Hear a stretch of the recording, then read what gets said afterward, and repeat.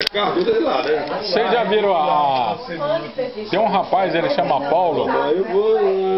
Ele postou a árvore genealógica desde o início. Porque a família, na verdade a família Cavalcante, ela começa muito antes, né? Aqui no Brasil. Ela começa com Albuquerque e Arco Verde. Então, mas a família Cavalcante, que eu estou dizendo é o seguinte, ele começa antes. Não começa com Cavalcante e Albuquerque. Ela começa um pouco antes. O genitor do Albuquerque é o português, que é o Jerônimo. E ele casou para ter a genitora, ele casou com a Índia. E a Muriaé, que é a Maria do Espírito Santo do Arco Verde. Tanto que o primeiro arcebispo do Brasil é Arco Verde, Cavalcante, Albuquerque e Arco Verde.